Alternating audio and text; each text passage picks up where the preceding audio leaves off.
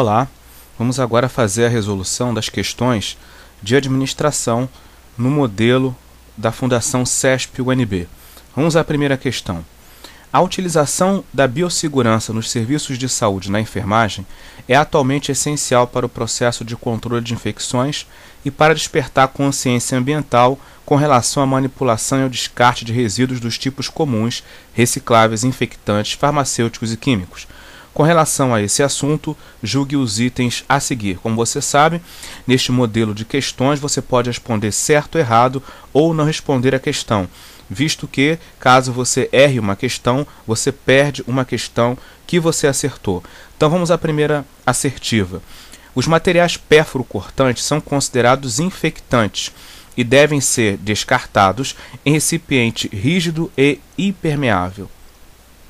Esta resposta está correta, uma vez que os materiais pérfuro-cortantes eles estão possivelmente contaminados com micro-organismos. Então, no seu descarte, ele recebe o símbolo de infectante. 2.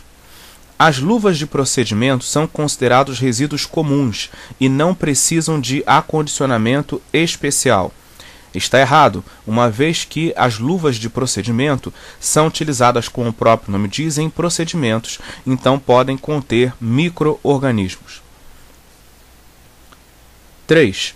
Os recipientes que recebem materiais pérfuro-cortantes devem ser lacrados, etiquetados e descartados quando atingirem a metade de sua capacidade. Está errado.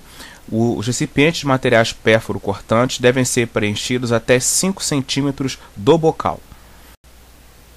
Questão 4. A coleta seletiva dos resíduos sólidos de saúde, iniciada com acondicionamento dos materiais biológicos, deve ser realizada por profissional de limpeza devidamente treinado para esse serviço. Essa questão está errada. Na verdade, o processamento dos materiais começa com a segregação. Só depois vem o acondicionamento. Questão 5. Caixas de papelão utilizadas apenas para armazenar frascos de soro fisiológico são considerados resíduos recicláveis. Está correto. Vamos para a próxima. Os resíduos dos serviços de saúde, quando não gerenciados adequadamente, são ameaça à saúde e à segurança dos pacientes e de trabalhadores e, por seu poder periculoso atribuído de acordo com sua toxicidade e patogenicidade, causam grande impacto ao meio ambiente. Acerca do Plano de Gerenciamento de Resíduos de Saúde, PGRSS, julgue os itens a seguir. Questão 6. Devido ao alto grau de interrelacionamento entre os diversos setores e funcionários de um hospital, a segregação é a etapa mais complexa do gerenciamento de resíduos. Está correto, uma vez que a segregação significa identificar o resíduo por tipo, e isto é uma atividade que às vezes gera alguma confusão. 7. Conforme a resolução pertinente, o profissional técnico de enfermagem do trabalho, desde que treinado, pode elaborar um PGRSS. Isto está errado, uma vez que só profissional de nível superior pode elaborar um PGRSS. Questão 8. As bolsas transfusionais contendo sangue devem ser encaminhadas para aterro sanitário licenciado para disposição final. Isso está correto. Todo material biológico deve ser encaminhado para aterro sanitário licenciado. Vamos à questão de número 9. Um administrador eficiente deve unir as habilidades de realizar suas funções administrativas à de um líder, sendo fundamental adotar o estilo de liderança caracterizado pela ênfase no grupo, na ausência de críticas, no baixo poder de controle e na busca de motivação do grupo. Logo que isto está errado, não pode ser na ausência de críticas e baixo poder de controle. Questão 10. As teorias de liderança situacional e contingencial buscam valorizar novas variáveis que consideram importantes para uma liderança eficiente, como a cultura da organização, os valores do líder e dos comandados, o trabalho, o ambiente, a influência do líder administrador e a complexidade das situações. Na verdade, o modelo contingencial desenvolvido por Fiedler determina que existem 3 variáveis que vão tornar um líder eficiente: as relações líder-membro, o grau de estruturação da tarefa a ser realizada e o poder de posição do líder. Então, dependendo da característica dessas 3 variáveis, o líder poderá ser eficiente ou não. Então, são muito mais variáveis do que o modelo que está aqui representado. Então, nossa resposta está errada. Questão 11. De acordo com a liderança transformacional, existem 2 tipos de líderes em cargos administrativos: o administrador tradicional, preocupado com as operações cotidianas, e o administrador comprometido, aquele que possui visão mais ampla e é capaz de fortalecer os outros com ela. Está correto, o administrador tradicional é aquele que nós chamamos de transacional e o outro que nós chamamos de transformacional. Questão 12. O líder transacional é capaz de identificar valores comuns entre os liderados, é comprometido, tem visão a longo prazo, busca conhecer os efeitos futuros e delega poder. Está errado. Esta é a definição de líder transformacional. 13. Os primeiros trabalhos que trataram do estudo científico da liderança focalizaram as características dos liderados e o ambiente de trabalho. Também está errado. Os primeiros trabalhos focalizaram as características do líder. Próxima. Em uma estrutura organizacional, é possível identificar a maneira como um grupo é formado, suas linhas de comunicação, seus meios de lidar com a autoridade e a tomada de decisão. Com relação a essas ideias, julgue os itens a seguir. 14. As linhas horizontais contínuas no quadro organizacional de um hospital representam a comunicação entre pessoas com responsabilidades e poderes semelhantes. E as linhas verticais pontilhadas entre os cargos denotam a cadeia oficial de comando. Está errado. A cadeia oficial de comando é por linha vertical cheia e não pontilhada. 15. Entre os diferentes tipos de padrões da estrutura organizacional usada pelos departamentos de enfermagem está o do tipo ad hoc, que representa uma modificação da estrutura burocrática, em que é possível aos profissionais lidar com a abordagem de tarefas, usando a equipe de projetos que se extingue após a conclusão dos trabalhos. Esta tipo ad hoc é também chamada estrutura matricial e está correto. 16. A estrutura organizacional por matriz permite que o administrador de enfermagem seja consultor, colaborador e criador de um ambiente propício à atuação de enfermagem. Nesta estrutura, o processo decisório é compartilhado entre os enfermeiros, assim como a prestação de contas. A estrutura organizacional por matriz ou matricial é aquela que envolve a estrutura de projetos. Então, isso aqui está errado. 17. As organizações modernas de saúde têm adotado o projeto organizacional da governança, em que há distribuição de tarefas para diferentes comitês que se encarregam da comunicação entre os níveis superiores de hierarquia. Este modelo é o modelo matricial, então também está errado. 18. A eficiência organizacional sempre está associada a modelos mais rígidos e centralizados de organização, com maior número de cadeias de comando. Não necessariamente. A estrutura organizacional deve ser de acordo com a característica do serviço, não necessariamente o modelo mais rígido. Questão 19.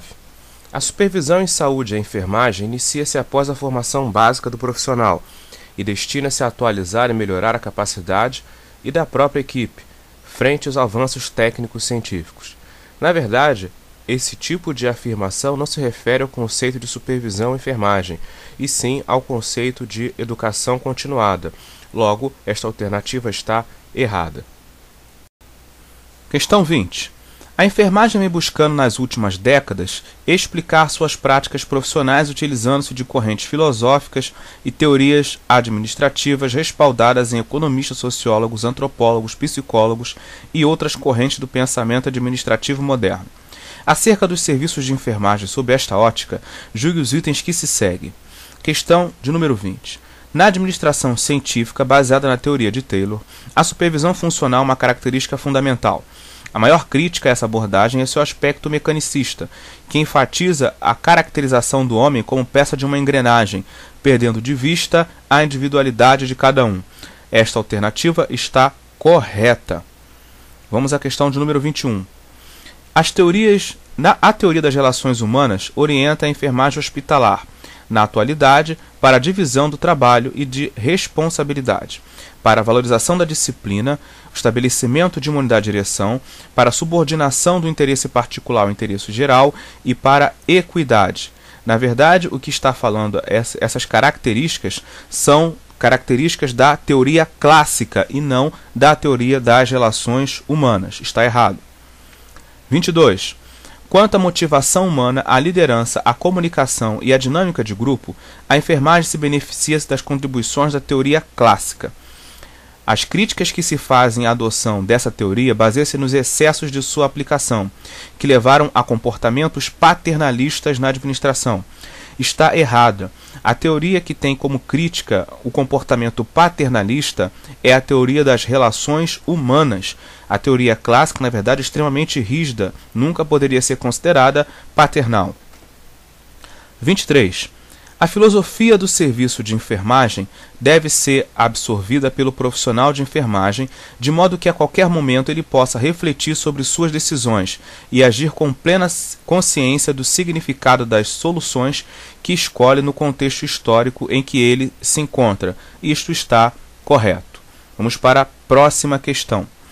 No serviço de enfermagem, entendido como um grupo organizado de pessoas em que é grande o número, a complexidade e a diversidade das atividades realizadas, é evidente a necessidade de distribuição do trabalho entre seus elementos, bem como o estabelecimento de padrão de relações entre eles. Com isso, os esforços são coordenados para o alcance do objetivo proposto, que é a prestação da assistência de enfermagem, resultando na necessidade de definição da estrutura organizacional para o seu serviço. Tendo o texto acima como referência, julgue os próximos itens. 24.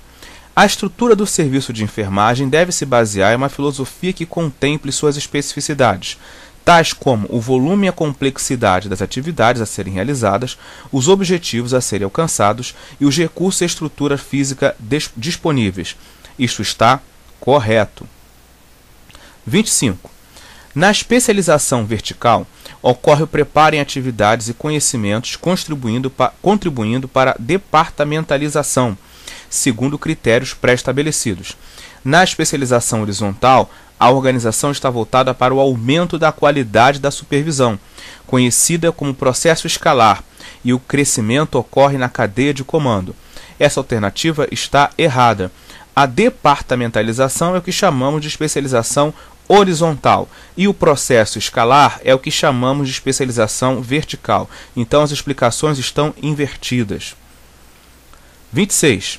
A centralização do poder nas organizações tem a vantagem de permitir uma visão geral da organização, enquanto a descentralização favorece a rapidez na tomada de decisões e permite a ação das pessoas que estão efetivamente em contato com os problemas.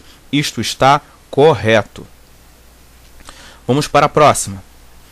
Considerando que o enfermeiro deva participar de um processo de compra de materiais utilizados nas unidades de enfermagem de um hospital, julgue os itens subsequentes. 27.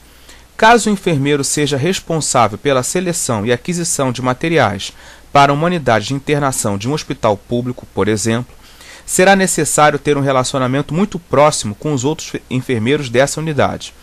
Conhecer as necessidades e os problemas em relação aos recursos materiais a serem adquiridos e negociar diretamente com os fornecedores, realizando negociações livres com estes para adquirir produtos de boa qualidade.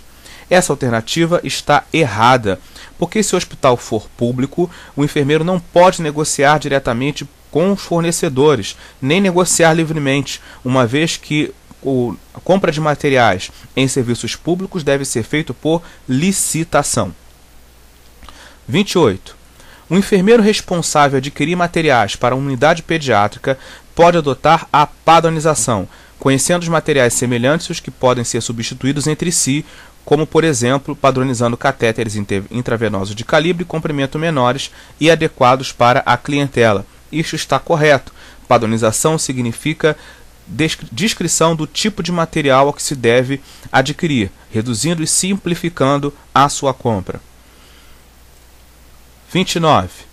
A primeira avaliação de um produto que deverá sofrer testes de controle de qualidade deve-se exigir verificação em relação ao acabamento, embalagem, instrução de uso, presença de data de validade no invólucro e outros aspectos inerentes a esse produto.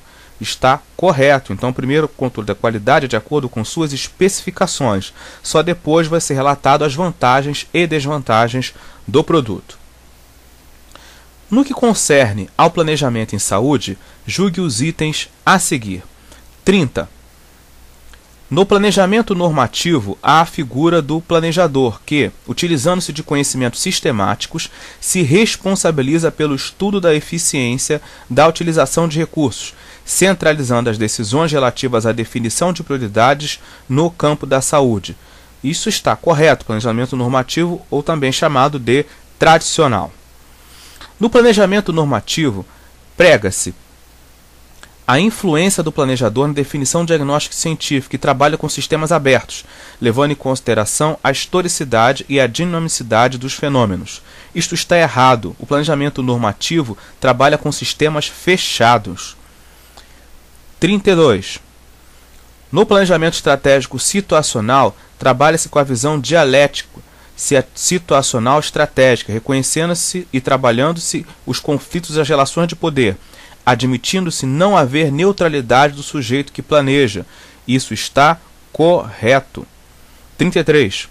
O planejamento estratégico situacional no campo das políticas públicas é um método que trabalha o processamento dos problemas atuais, de problemas relacionados, ameaças ou potencialidades e dos macroproblemas. Isto está correto. Questão de número 34. Esta é uma questão de múltipla escolha. Os resíduos do serviço de saúde possuem potencial de risco em função da presença de materiais biológicos capazes de causar infecção, de objetos pérfuro-cortantes potencialmente ou efetivamente contaminados de produtos químicos perigosos ou de rejeitos radioativos. A separação dos resíduos no momento e no local de sua geração é conhecida por letra A, incineração, letra B, segregação, letra C, reciclagem, letra D, esterilização. Separação é o mesmo que segregação. Então, nossa resposta é a letra B. 35. O serviço de enfermagem de um hospital que apresenta uma estrutura de organização tradicional, segundo o qual se segue rigidamente o princípio da hierarquia e aplica a autoridade única a partir do princípio da unidade de comando, tem estrutura organizacional conhecida como letra A, funcional, B, linear, C, linha assessoria, D, linha staff e E, matricial.